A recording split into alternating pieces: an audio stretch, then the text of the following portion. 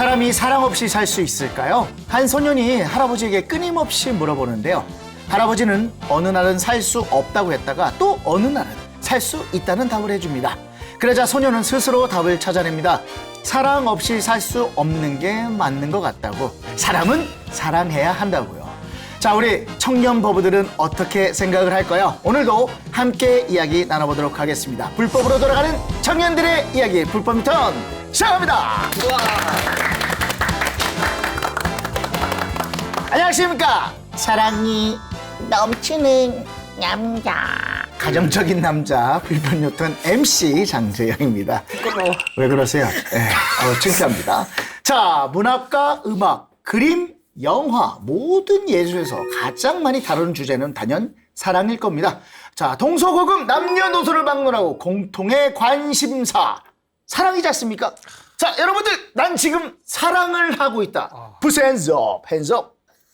사랑하고 있다. 사랑하고 있다. 어머, 사랑하고 있다. 배치가 이렇네요. 그러니까. 좋습니다. 자, 그러면 민섭 어머님부터 먼저 손을 드셨으니까 네. 어떤 사랑을, 누구랑? 저는 현재 연애 중이고요. 또 부처님께서 인연을 또 이어주셔가지고 네네네. 네, 어찌저찌해서 잘 만나고 있습니다. 아, 절에서 만났군요. 그거는 비밀이에요. 뭘 비밀을 다 얘기해놓고서. 진짜로요? 좋습니다. 아니, 뭐, 어때, 사랑을 하고 계시니까 좋죠. 전 알고 있습니다. 네, 그렇군요. 좀 이따 그 말씀해 주세요. 알겠습니다. 자, 규리버부님은? 저는 365일 24시간 연애 모드 온.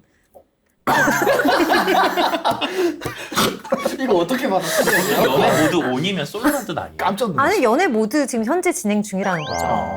뭐, 바깥 연애 양반과 중. 함께. 네, 연애 중. 좋습니다. 결혼됐고 연애도 하고 나는 있고. 일과 사랑에 빠졌어요. 뭐, 이런 대답 나올 줄 알았거든요. 아 정말. 근데 저는 그 이야기를 너무 많이 들어요. 일과 결혼하지 않았냐. 워커홀릭이시군요. 네, 일과 결혼해서 연애 못할 것 같다. 언제 연애했냐. 그런 이야기들 좀 듣긴 합니다. 좋습니다. 네. 어쨌든 사랑을 하고 계신 중이고. 네. 우리 사원부님께서 표정이 좀 안 좋으세요. 뭔가 뭐 피라미드 낀것 같아, 지금. 말씀하세요. 여기 상당히 지금 여기 사랑을 하고 계십니까? 아니 물어보면 안 될 것 같아. 예. 갈구하고 있습니다. 갈구하고 있다. 아니, 이렇게 훤칠한 남자를, 똑똑한 남자를. 황문이. 왜 못하는지 그 문제점은 저희가 잠시 후에 한번 파악을 해보도록 하고요. 네. 자, 우리 석주버버님은 사랑하고 계세요? 아니요. 아닙니다. 아닙니다. 하고 싶습니다. 아, 진짜요? 네. 자, 결혼하니까 혹은 연애하니까 이럴 때는 좀 불편하다 싶은 순간 혹시 있을까요? 혹시 민서버버님. 네. 불편할 때 있어요? 네, 여자친구 때문에? 많죠. 저는 사실 매일 못 만나는 게 짜증나. 진짜. 나는 결혼 있다고 그래서 다른 게 있는 줄 알았어요. 자, 끝까지 말씀해 주세요. 진짜. 너무 싫다. 저는 매일매일 만나고 싶은데 너무 싫다. 매일 만나지 못하니까 얼마나 불편합니까? 다들 동의하시죠? 그건 동의하는데 네. 지금 저러고 있는 저분의 모습이 네. 불편합니다. 저도 약간 좀 불편합니다. 네. 좋습니다. 자, 저희 초반에 벌써 사랑부터 얘기를 했는데 뭐 이런저런 얘기를 나누는데 아주 뜨겁습니다. 오늘 아주 기대가 됩니다. 사랑받고 싶다면 사랑하라. 그리고 사랑스럽게 행동하라. 사랑은 서로 마주보는 것이 아니라 같은 곳을 바라보는, 같은 방향을 바라보는 것이다. 자, 사랑이 어떻게 변하니? 여러분, 이렇게 수많은 명언들이 있지만요. 사랑은 여전히 우리에게 많은 고민거리를 안겨주고 있습니다. 그래서 오늘 준비한 블랙박스의 주제는요. 사랑과 결혼입니다.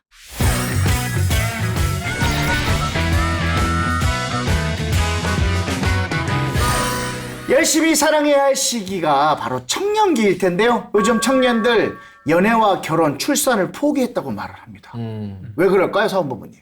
근데 연애를 포기했어요? 주변에? 이게- 이거 약간 딴 얘긴데. 아니, 진짜예요. 요새 그냥 나 혼자가 편하다고 그래서 TV 프로그램도 나 혼자 산다가 있을 정도로. 그러네. 예, 맞습니다. 추세가 그래요. 생각해보면 그러니까 결혼을 포기하는 이유로는 역시나 우리 예전에 얘기했던 것처럼 사회적인 문제점. 그러니까 뭐 경력 단절에 대한 두려움, 육아휴직에 대한 두려움, 그리고 높은 사교육비, 내 집 마련의 어려움, 이런 여러 가지 조건들이 좀 악조건으로 남아있는 것 같고 그다음에 방금 말씀하신 것처럼 뭐 나 혼자 산다라는 프로그램이 잘 되는 거를 보니까 아무래도 결혼이나 연애를 필수가 아니라 선택으로 여기고 있다. 맞죠. 그런 경향 때문에 그러지 않을까라는 생각합니다. 민서 버부님 어떻게 생각하세요? 네. 사실 저는 일단 현 세대를 바라보자면 네. 약간 미래에 대한 불안감 때문에 또는 성취 욕구 때문에 굉장히 열심히 살고 있다고 생각을 합니다. 네. 사실 이런 삶에 임하는 태도는 어떤 번아웃을 유발시키고 스스로를 또 고립시키기도 하고 이 때문에 인생에 있어서 많은 것들을 또 포기하게 만들기 때문에 이와 덩달아서 뭐 연애와 결혼 전부 포기하는 것 같습니다. 큐리버무님, 출산까지 포기했다고 합니다.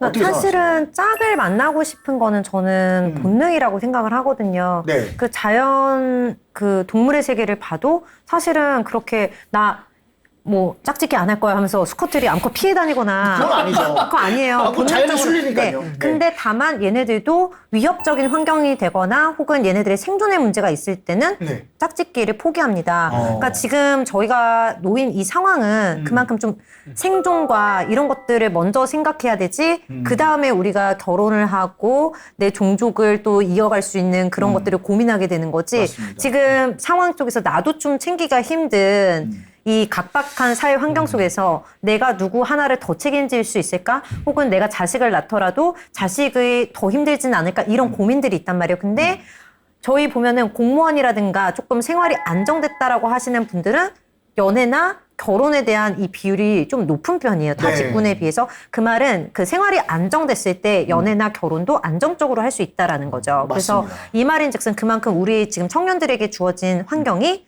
불안정하기 때문에 그렇다. 그리고 그 불안정의 가장 큰 요소는 저는 돈이라고 생각하고 있습니다. 맞습니다. 이게 경제 위기에 따라서 일자리도 많이 없어지고 청년들이 힘들어지다 보니까 맞아요. 그리고 결혼한 분들도 그러고 저출산 시대가 됐잖아요. 저희 딸 아이 반도 4개 반이었나 그랬는데 지금 3개 반으로 줄었어요. 점점 예, 점점 줄어듭니다. 이게 현실입니다. 전 직접 눈으로 보고 왔으니까요. 그래서 지금 규리법님께서 무슨 말씀하시는지 충분히 이해가 됩니다. 자, 석주법님 어떻게 생각하십니까? 네, 저는 그 포기했다라는 그 단어에서 조금 약간 불편함을 느꼈습니다. 네. 그래서 저는 포기한 사람들이라기보다는 자발적으로 안 하는 거다라고 생각을 합니다. 그래서 포기는 뭔가 외적인 요소 때문에 꿈을 못 이룬 느낌의 뭔가 약간 타동사적인 그런 느낌인데 네. 자발적인 비혼 그리고 비출산이 훨씬 더 좋은 선택지의 단어지 않나라는 생각인 것 같고요. 네. 생각이고요. 그래서 이런 선택을 하고 있는 사람들이 늘고 있는 것은 이렇게 맞는 것 같습니다. 그래서 저는 연애와 결혼은 꼭 하고 싶은데요. 근데 출산은 이제 상대방과의 가치관도 좀 맞아야 되고요. 뭐랄까, 저는 항상 출산에 있어서는, 저의 의견보다는 항상 상대방의 의견에 100% 맞추고 싶고, 의견을 좀 존중해줘야 된다고 저는 생각을 합니다. 지금 이 주제 자체가 우리 TV를 보고 계시는, 유튜브 보고 계시는 많은 어머니들이 보셨을 때, 어르신들이 봤을 때, 요새 젊은 친구도 문제 있어 라고 말씀하실 수도 있겠지만 저희들이 느끼기에는 우리 청년들이 느끼기에는 현실적인 게 가장 중요하지 않습니까? 그렇죠. 어르신들은 우리 때는 힘들었는데도 다 그렇게 살았어. 애만 펑펑 잘 낳고 잘 살았단 말이야. 하지만 그건 너무 옛날 얘기라만 말씀드리고 싶어요. 요즘 청년들이 버티기에 너무나 힘든 세상이 됐습니다. 경제도 그렇고 환경적인 요인도 그렇고요. 자, 어느 시대나 사랑에는 장애물이 있습니다. 지금은 경제 상황이 주요 장애물이라면요. 과거에는 신분이 아주 큰 벽이 되기도 했는데요. 서로 다른 종교, 연애나 결혼에 장애물이 될 수 있을까요? 종교적인 거 되게 중요하잖아요. 규리법님 어떻게 생각하세요? 저는 이왕이면 같은 종교에서 하면은 그만큼 같은 음식이나 같은 취미를 가지면 공통점이 있으면 훨씬 더 공감대 형성이 좋기 때문에 같은 종교를 가졌을 때 그 공감할 수 있는 폭이 굉장히 커진다고 생각을 해요. 근데 또 다른 종교가 만났을 때 결혼 생활이 불행하느냐? 그거는 또 아니라고 생각을 해요. 그리고 종교 생활로 인해서 힘든 부분도 있어요. 있죠. 그러니까 다른 종교를 가졌을 때 이 정말 제 3차 세계대전이 그 집에서 일어날 수도 있거든요. 제가 봤을 때는. 근데 이제 정말 수용하는 폭이 좋은 분들이 만나면 불자와 기독교가 만나도 서로 존중해주면서 지내는 거는 어느 정도 가능하다고 봐요. 실제로 제 주변에서 봤고. 근데 제일 좋은 거는 같은 종교끼리 만났을 때 종교 생활을 같이 하고 공감대가 좋아서 훨씬 더 잘 지내는 것 같긴 하더라고요. 맞습니다. 네. 맞습니다. 석주법님 어떻게 네, 생각하세요? 저도 이렇게 규리버부님처럼 그 종교로 인해서 그 싸움 없는 결혼 생활이 되고 싶다면 사실은 그런 것들을 좀 고려해서 같은 종교를 해야 되지 않을까, 같은 종교에 있는 우리 불자님들을 만나야 되지 않을까 그렇게 생각을 하고요. 이 종교가 연애 또는 결혼의 장애물이 저는 될 수 있다고 생각을 해요. 하지만 우리 항상 그런 얘기 하잖아요. 사랑 앞에는 국경도 없다라고 얘기를 하는 것처럼 그렇죠. 뭐 어느 순간 이 장애물이라는 것도 뛰어넘게 되지 않을까라고 생각을 합니다. 자, 사원법원님요. 전 장애물이 될 거라고 생각해요. 왜냐하면 그 종교라고 하는 게 단순히 뭐 일요일에 언제 간다 아니면 돈을 어떻게 쓴다가 아니라 사실 그 사람이 이 인생을 바라보는 관점 자체가를 종교에 많이 의존하고 있기 때문에 불교를 믿고 있는 사람과 불교랑 결이 좀 많이 다른 종교를 갖고 있는 사람이 만나면 가치관 자체가 너무 많이 충돌할 수밖에 없다고 생각해요. 근데 저는 개인적으로 성당 다니는 친구들이랑은 연애를 해봤는데 아니면 종교가 없거나 네. 그건 괜찮았어요.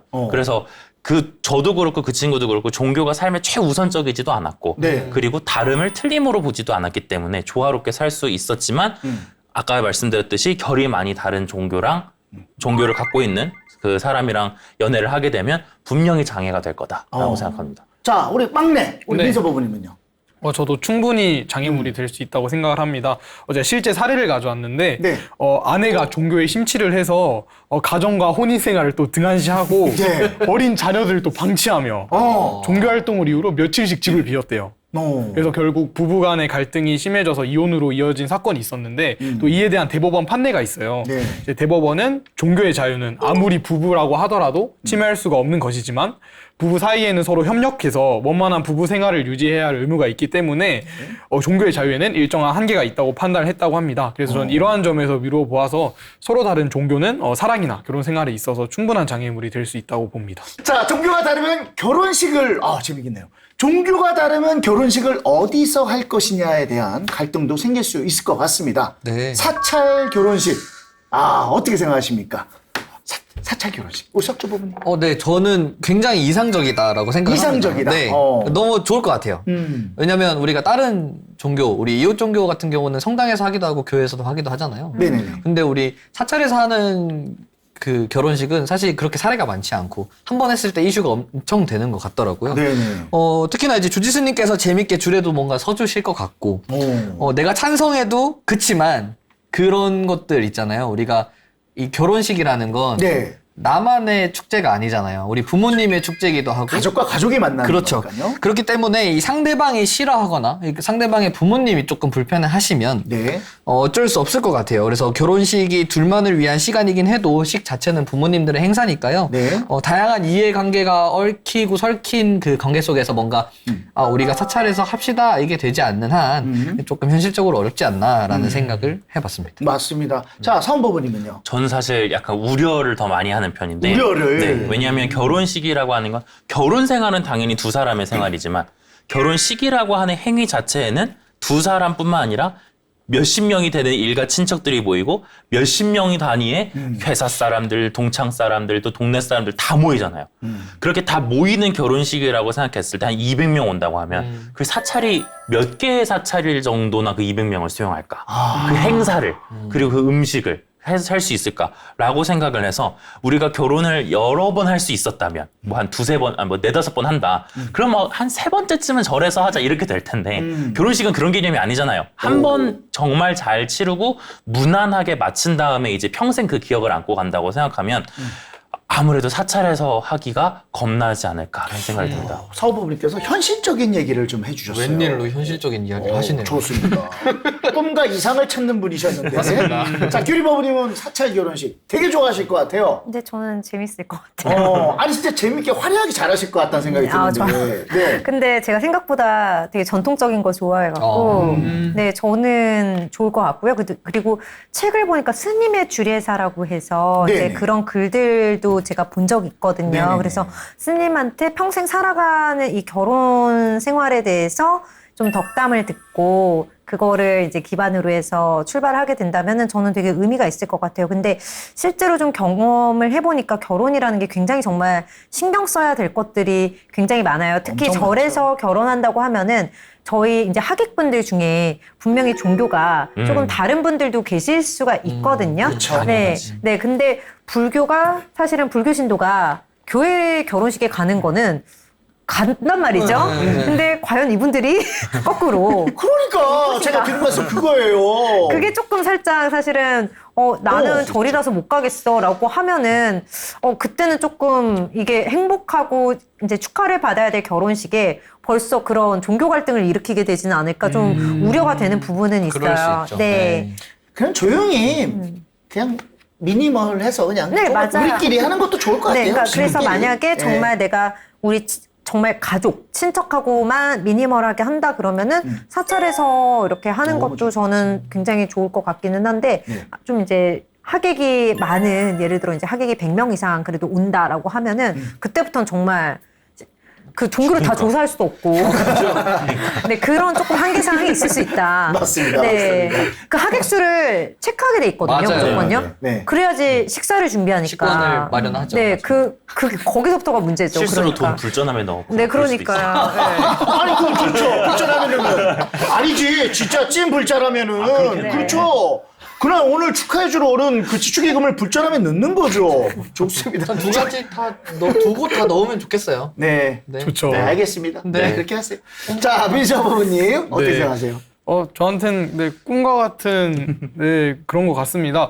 전 저번 회차에도 말씀드렸는데 저는 사찰에서 결혼식을 하고요. 그다음에 낳은 아기를 불교식 이름을 주고 단기 출가를 시키고 싶은 사람으로서 네, 사찰 결혼식은 굉장히 좋을 것 같은데 네. 아까 다른 분들이 다 얘기하셨듯이 현실적으로는 네. 좀 문제가 있을 것 같아요. 일단 첫 번째, 배우자가 허락을 할 것인가. 아무리 불자라고 하더라도 한 번뿐인 결혼식을 과연 절에서 하고 싶은지. 두 번째로 양가 부모님의 허락. 아까 석주보부님도 말씀하셨듯이 결국 가족들의 행사인데 부모님들이 허락할 것이냐. 세 번째로 사찰이 과연 결혼식을 위한 장소를 대여해 줄 것이냐. 그 외에도 뭐 하객 종교 문제라든지 좀 다양한 문제들이 부수적으로 발생할 것 같아서 사실 쉽지만은 않을 것 같습니다. 피로연은 어디서 해야 돼요? 피로연은 다른 데서 해요? 그러니까. 그래서 이런 모든 문제들이 좀 있잖아요. 그래서 그냥 주례를 우리 스님께서 직접 와주셔서 해주시는 것도 현명한 방법이 아닌가. 네. 좋은 방법이 아닌가. 뭐 그런 생각을 좀 해봅니다. 평소에 절에 자주 다니면서 그 아름다움을 몸으로 느끼고 또 스님의 법문도 많이 듣고 해야 스님의 또 축하를 받으며 결혼하고 싶다는 생각을 할 텐데요. 사찰 청년회, 청춘 남녀의 연인의 그 장이 될 수 있을까요? 벌써 그 몸을 느끼고 계시는데 네, 사찰 네. 청년회 어때? 청춘 남녀들의 장이 될 수 있을까요? 네, 일단 저도 거기서 만났고요. 네, 사실 제 사이만 봐도 네. 충분히 인연의 장이 될 수 있지 않을까. 충분히, 된다. 청춘 남녀들이 그 같은 종교를 가진 청춘 남녀들이 모이는 장인데 사실 인연이 안 생기는 게 더 이상하지 않나라고 생각을 합니다. 그렇죠. 굳이 이거는 종교를 떠나서 네. 청춘 남녀가 모이면은요 포차든 클럽이든 그렇죠. 그게 종교 시설이든 근데 이게 가능성은 다 생기는 거 아닌가요? 그렇게 만남의 장인데 거기다가 종교까지 갔잖아요. 이미 그러면- 필터링이 된 거기 그쵸. 때문에 좋은 거죠, 훨씬 더 그러면. 확률이 더할 나위 높아지죠. 없이 좋다. 네. 우리 석주 부모님은 혹시 만나신 생각 없습니까? 네, 저는 이렇게 그 사찰 청년회나 이렇게 우리 한국대학생 불교연합회처럼 네. 그 인연의 장이 충분히 저는 될 수 있다고 생각을 합니다. 네. 실제로 많은 법우님들이 그 민서법우처럼 이렇게 다양하게 활동을 하면서 불교 동아리에 만나서 연을 맺어서 이렇게 인연을 맺고 있고요. 그런 사례들을 굉장히 많이 보았어요. 실제로 이렇게 사홍법우님은 어떠셨는지 모르겠지만 네. 네, 어떠셨는지 모르겠지만 기존에 이렇게 활동했던 법우들이 결혼까지 네. 이어가고요. 그 결혼해서 낳은 친구들이 또 저의 그 20년지기 친구인 경우도 있고요. 오. 네, 저희 아버지도 그렇게 해서 또 인연에 인연을 또 쌓은 경우도 되게 많이 봐서요. 충분히 가능성이 있다고 생각을 합니다. 아주 좋다라는 말씀을 해주셨습니다. 자, 사원 부모님은요? 그러니까 이런 걸 하기 위해서는 네. 사찰이 뭘 해야 되는가? 근데 사찰이 그냥 아까 규리보보가 해준 말이 너무 맞는데 그냥 모이게만 해주면 돼요. 모이게만 해주고 문 닫고 나오면 돼요. 그렇지 않아요? 꼭 문을 닫고 나와야 됩니까? 문 닫고 나와야 돼요. 너무 문을 닫으면 좀 그렇지 않을까요? 그런가요? 큰 스님한테 혼날 것 같은데? 문 닫고 나오면 돼요. 예. 그럼 알아서 거기서 커플들이 몇 쌍이 생길 거라고 봅니다. 그러니까 그럼 절에 와라. 그럼 봉사활동 같은 거 프로그램 같이 하자. 네. 아니면 무슨 어디 뭐 탐방 다니는 프로그램 같이 하자. 정기적으로 시간을 정해서 장소를 정해서 만날 수 있는 프로그램만 짜주고 그냥 짜주면 알아서 거기 사람들이 모여서 잘 풀어나갈 수 있다. 맞습니다. 라고 생각합니다. 우리 교회 오빠 이런 말만 만들지 말고 절 오빠 이런 것도 만들어서 그쵸? 우리가 충분히 그런 그 청춘남녀의 장을 만들 수 있다. 맞아요. 예. 가끔은 스님들께서도 이렇게 예. 소개를 해주신다고. 맞아요. 아 그래요? 네, 저 아는 언니는 언니 어떻게 결혼했을 때 나 절개팅 했어 이러는 거예요. 우와. 절에서 소개팅 했다고. 멋지다. 네, 그런 결혼하셨어요. 것도 있고요. 네. 실제로 이제 어느 사찰에서는 7월 7석 이벤트 같은 걸 해요. 오, 7월 7석 네. 이벤트. 네. 얘기 들어봤었어요. 맞아요. 네. 그래서 우리가 견우와 직녀 만난 것처럼 실제로 사찰 청년의 버부들이 남녀 이렇게 해서 이렇게 하는 거고요. 재밌다. 저는 사실 개인적으로 이렇게 활동하면서 뭔가 우리 짝 같은 프로그램 하나 했으면 좋겠다. 우리 대불련이 나는 솔로다 이런 걸 좀 한번 해봤으면 좋겠다. 충분히 가능합니다. 네. 예. 좋을 것 같아요. 근데 나는 솔로다 뭐. 근데 어쨌든 내년 7월 7석에는 네. 두 분이 거기에 안 가시길 바라겠습니다. 왜냐면 그 전에 생겨야죠. 그렇죠? 다시 먹구름이 한번 끼는 것 같은 느낌. 까치 역할 하려고요.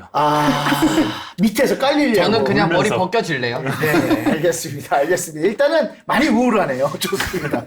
자, 사회가 변하면서요, 사랑과 결혼에 대한 인식도 많이 달라졌습니다. 단적인 예로 결혼하지 않고 동거하는 경우도 많아지고 있습니다. 그럼요. 그쵸? 요 근래. 자, 우리 버블님들은 동거에 대해서 어떻게 생각하시는지, 한번 심차게 한번 얘기 한번 나눠보도록 하겠습니다. 사원 버블님, 동거 어떻게 생각하십니까? 이거를 좋다, 나쁘다 다 떠나서 저는 좋아합니다. 네. 아직 연애를 안 하고 계신 분이 일단 좋다고 하셨어요. 네. 저는 좋아합니다.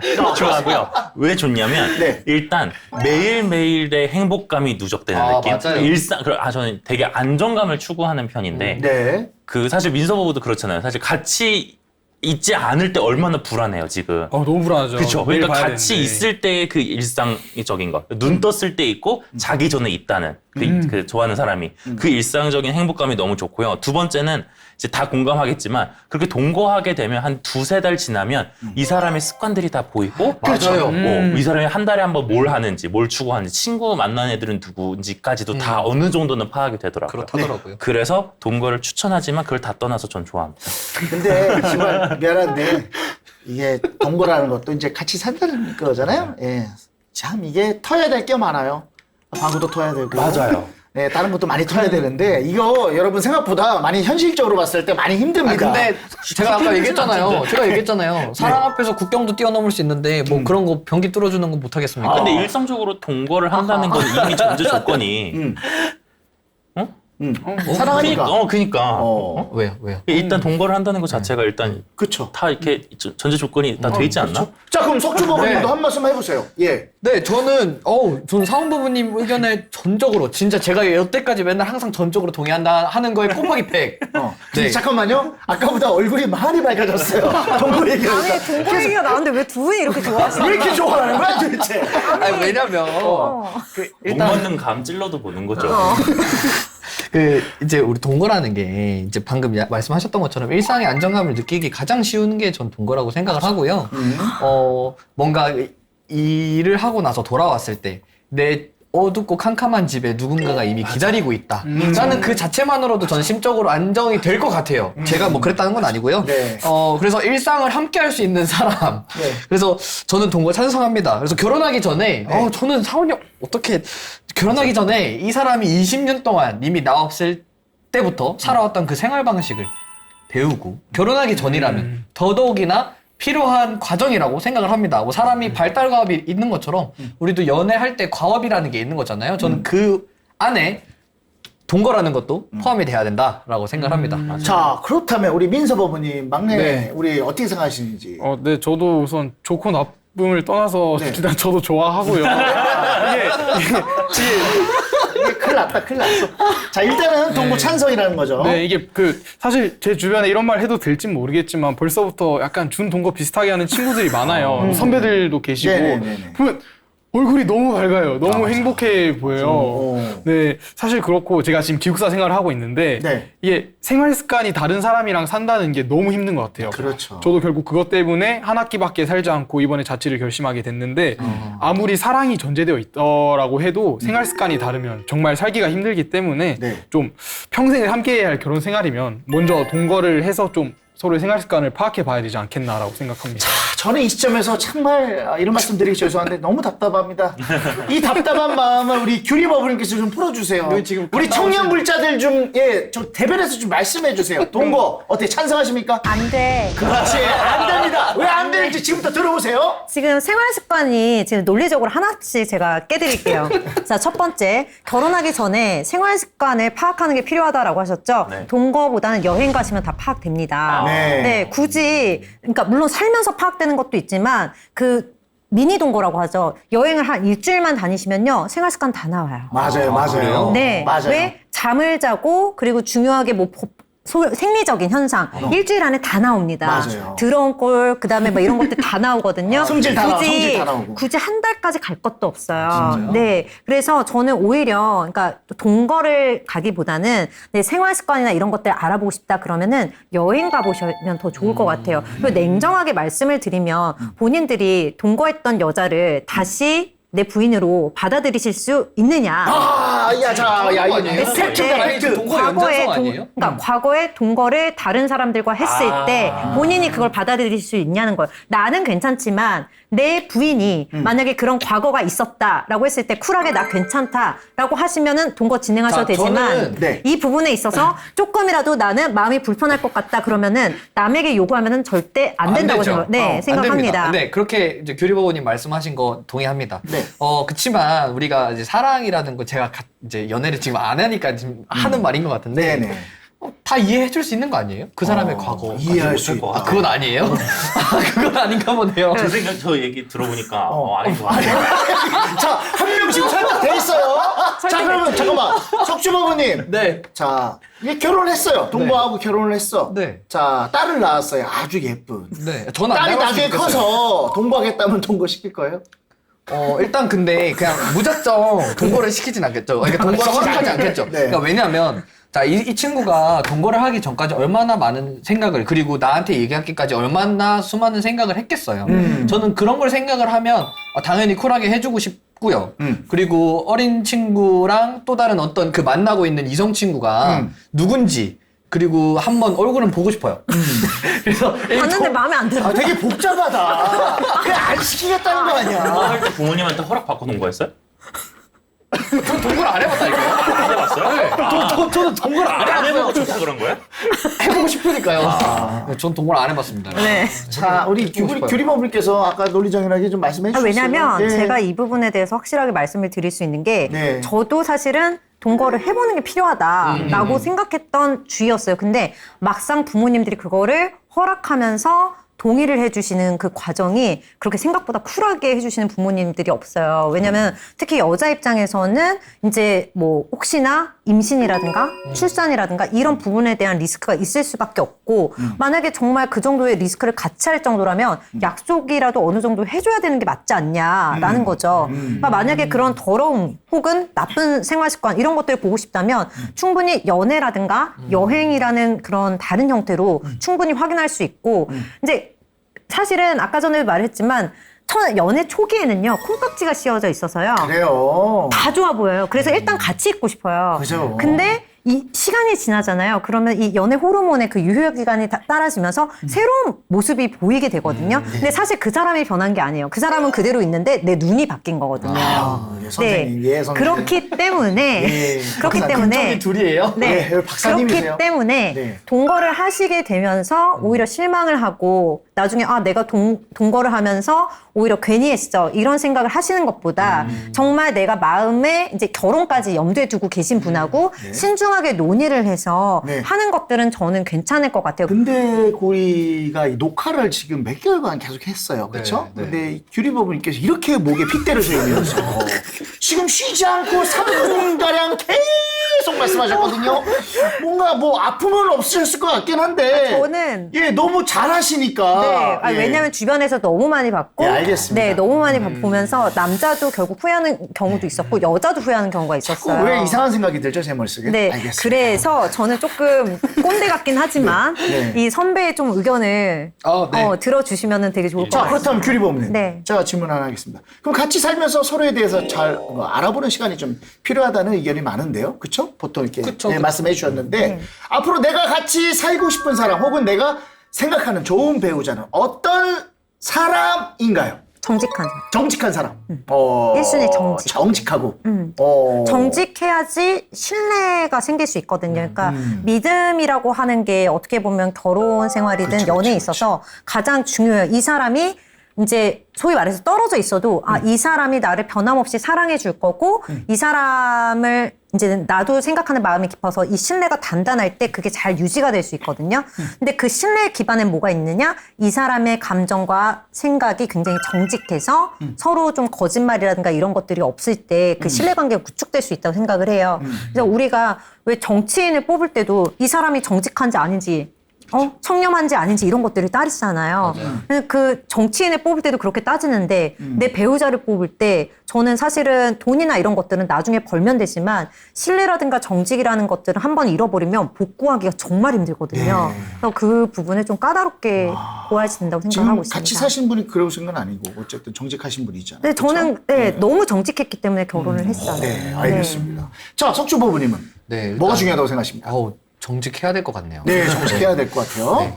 일단 저는 그 열심히 본인 할 거 하면서 서로가 서로에게 응원해주고 그 사람이 어떤 걸 하든 응원해줄 수 있다. 근데 그 응원의 밑바탕에는 저는 당연히 규리버부 얘기했던 것처럼 신뢰. 신뢰. 네, 그 사람이 뭘 해도 내가 응원해줄 수 있다. 그래서 같이 뭔가 어려운 것이 있더라도 함께 해내고 이뤄나갈 수 있다라는 그런 사람이면 좀 좋겠다라고 생각이 들었고요. 맞아요. 그 신뢰를 기반으로 한 이해심. 그래서 가정적이며 배려심이 좀 많고 뭐 그런 것들을 통해서 배울 점이 많은 사람. 그래서 서로가 할 것 하되 서로의 것을 응원해주는 그런 사람이 저는 좋은 배우자가 되게 조건이 까다롭네요. 이해되고 신뢰 많아야 되고 배울 게 많아야 되고. 근데 배려심도 있어야 되고. 모든 것의 베이스는 예. 신뢰. 근데 신뢰가 맞아요. 정직함. 그래야지 이게 불안하지 않아요. 맞아요. 관계가 불안한 순간 나도 흔들리게 되기 때문에 일단 내가 이 사람을 믿을 수 있어야지 나도 안정이 되거든요. 네, 그렇죠. 네. 자, 그러면 성부부님은 뭐가 중요하다고 생각하십니까? 저는 약간 제가 좋아하는 걸 골랐는데요. 네. 저는 첫 번째로는 다정하고 선한 사람. 선한 사람. 다정하고 착한 선한 사람. 그런 사람들이 제가 지내기에 편하고요. 네. 그러니까 행복감을 느끼고. 두 번째는 이제 비슷한 결이지만 오늘보다 내일이 조금이라도 발전된 사람. 발전된 사람. 그래서 함께 성장해 나갈 수 있는 관계였으면 좋겠습니다. 근데 소소하게 요 정도면은 우리 사은부부님 결혼할 수 있겠다. 거기다가 동거까지 같이 먼저 시작할 수 있는 사람이 아니요, 저는 동거 안 해도 되는 걸로. 갑자기 말이 바뀌었어요. 아니, 넘어왔다니까. 동거 안 해도 되는 걸로. 넘어왔어. 선생님께 배웠습니다. 자, 우리 민성 어머님은 네. 네, 다들 신뢰가 중요하다고 말씀하셨는데 네. 저도 동의를 합니다. 근데 신뢰를 위해서는 거짓말을 하지 않는 사람이어야 될 것 같습니다. 그렇죠. 신뢰 다 들어가는 네, 거니까. 부처님께서도 실제로 불망어를 말씀을 하셨죠. 이제 거짓말하지 않는 거는 또 선업으로서 서로의 신뢰가 바탕이 되어야 할 사이기에 좀 거짓말을 하지 않는 사람이 좀 좋은 배우자, 좋은 연인의 상인 것 같고요. 그다음에 전 두 번째로 사실 줏대가 있는 사람이면 좋겠어요. 제가 좀 팔랑귀 귀가 얇아. 네, 귀가 좀 얇아서 약간 여기 흔들렸다 저기 흔들렸다 그러는데 네. 사실 좀 스타니파타에 나오는 무쏘의 뿔 그러니까 무쏘처럼 좀 어떤 일이 있어도 흔들리지 않고 좀 앞으로 계속 끊임없이 나아가는 사람이랑 좀 연애라든지 결혼을 하면 좀 저도 성장할 수 있을 것 같고 좀 좋은 시너지 효과가 날 것 같습니다. 자, 부처님께서도 여러분 육방 예경에서 남편과 아내의 도리를 짚어주셨습니다. 아마 한 번쯤은 다 읽어보셨을 텐데요. 네. 잠깐 짚어보고 가도록 하죠. 읽어보셨습니까? 네, 물론 읽어봤고요. 네. 일단 육방 예경은 네. 제가불자들이 일상생활 속에서 지켜야 할 윤리 지침을 설하는 초기 불교 경전입니다. 그렇죠. 일단 그 육방 예경이라는 경전에서는 부처님이 자기를 중심으로 확대 성장하는 인간관계를 6가지의 방향, 그러니까 육방이죠. 그렇게 상징을 들어서 설명을 하면서 좀 네. 상호 수평적인 생활 규범을 제시하는 경전이라고 합니다. 잘 알고 계시네요. 자, 그러면 규리버부님, 예. 네, 여기 남편이 아내를 공경하는 5가지의 태도와 반대로 아내가 남편을 공경하는 5가지의 태도가 나와 있는데요. 네. 남편이 아내를 공경하는 태도는 서로 상대하기를 예의로써 하는 것, 둘째는 위엄을 지키는 것, 셋째는 언제나 의식, 옷과 그 다음에 먹을 것을 넉넉히 해야 한다. 넷째는 때를 따라 장엄구를 베푸는 것이다. 다섯째는 집안일에 맡기는 것이다. 이렇게 되어 있어요. 그러니까 이게 조금 그 시대상에 맞게끔 좀 맞아요. 작성이 된 부분이 있다고 생각을 하고요. 그래서 아내가 남편을 공경하는 또 5가지의 태도는 첫째는 먼저 일어나는 것이다. 둘째는 나중에 앉는 것이다. 셋째는 부드러운 말을 쓰는 것이다. 오. 넷째는 공경하고 순종하는 것이다.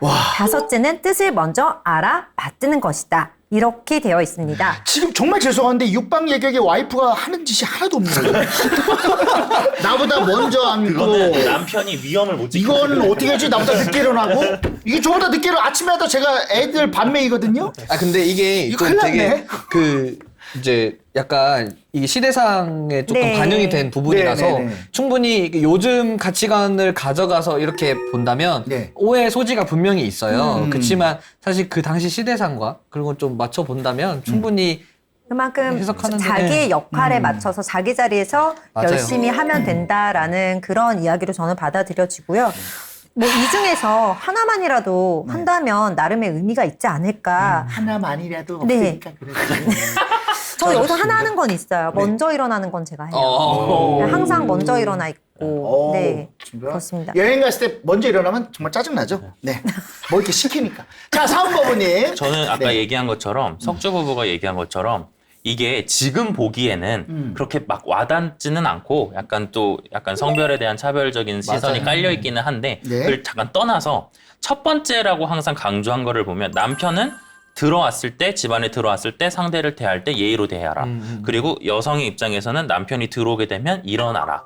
라는 거잖아요. 결국에 저는 이걸 뭘 얘기하고 싶었냐를 보면 먼저 일어났네 막 누가 일어났니 이게 중요한 게 아니라 인사해라라는 것 같아요.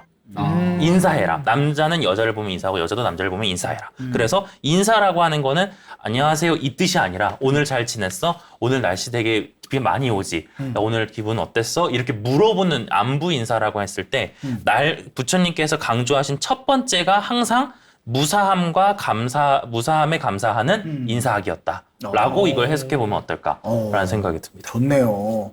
제가 이 육방예경에 대한 뜻을 말씀대로 우리 법우님들 덕분에 다시 생각을 좀 해보게 됩니다. 와이프 죄송합니다. 자, 인류 역사상 사랑이 없던 시대는 없었죠. 경제적으로 사회적으로 아무리 어려워도 사람들은 서로를 사랑했고 가정을 꾸리고 아이들을 가르쳤습니다. 그리고 아이들에게 좋은 것을 물려주기 위해 노력했는데요. 그 순간, 그 모든 순간순간들이 행복이었고 성장이었기 때문에 끊임없이 사랑하려고 노력했던 것 아니었나 싶습니다.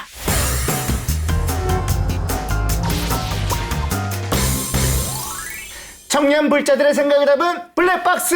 오늘의 주제는 사랑과 결혼이었습니다. 자, 함께 나눈 이야기 한 줄로 요약하면서 마무리해보도록 하겠습니다. 사랑과 결혼이란 무엇이다? 자, 한 줄로 정리한다면요. 자, 우리 민서 법우님부터. 네. 저는 사랑과 결혼이란 둘도 없는 절친을 만드는 것이라고 생각을 합니다. 둘도 없는 절친을 만드는 네. 것이다. 그렇죠. 결혼한 사람도 내 와이프가 친구처럼 지낼 수 있게끔 좋은 표현이셨습니다. 자, 규리 법우님은요? 네, 되게 현실적으로 말씀을 드릴게요. 무서워요? 무섭죠? 근데 이게 팩트예요. 사랑과 결혼이란 천국을 갈 수도 지옥을 갈 수도 있다.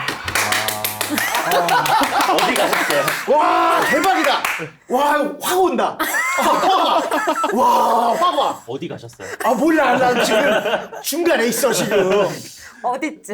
모르겠어. 지금 가끔씩 저기 왔다 갔다 해요. 근데 천국에 갈 수 있게끔 우리가 네. 같이 노력을 해야죠. 아 그렇죠. 네. 너무 좋았습니다. 자, 우리 사은버부님. 저는 아직 사실 연애가 끝난 지 반년이 채 되지 않아서 약간 그 궁상의 감정이 남아 있습니다. 네. 미리 양해를 부탁드립니다. 네네. 사랑이란 되돌릴 수 없는 것 중에 제일 슬픈 것이다. 왜 저래? 저기 술 한잔 하세요. 안 되겠다. 자, 그럼 마지막으로 우리 석주버부님. 네, 일단은 평소에는 되게 이성적이고 합리적이고 현실적인 얘기를 하지만 오늘만큼은 이 순간만큼은 감성적인 얘기를 좀 해보고 싶습니다. 네. 봄이라면 벚꽃이 피고 잎이 떨어지는 겨울처럼 인생의 황금기와 황혼기를 함께 맞이할 수 있는 사람을 찾는 것이 저는 이제 사랑과 결혼이라고 생각을 합니다. 한 줄보다 좀 더 긴 문장이었지만 어쨌든 좋은 뜻이었네요. 네. 이거 언제 생각하신 거예요, 이거? 방금이요. 똑똑해. 사실 아까 우리 규리버부님께서 너무 현실적인 얘기를 해서 불법 유턴 메마를까봐 조금 우수에 젖은 표현을 좀 해봤습니다. 아니 이렇게 되니까 제가 되게 감정 없는 사람 같아요. 네. 맞습니다. 자, 자 농담이고요. 자 오늘 저희 프로그램 보신 분들 다들 사랑하시길 바라겠습니다. 비태 사랑해 주시고요. 저희 불법 유턴 우리 청년 법무들도 많이 사랑해 주시길 바라겠습니다. 한국 불교 대표 방송 BT에서 만나는 이 시대 청년 불자들의 목소리 불법 유턴 여러분 다음 주에도 기대해 주시길 바라겠습니다. 여러분 다음 시간에 만나요. 안녕.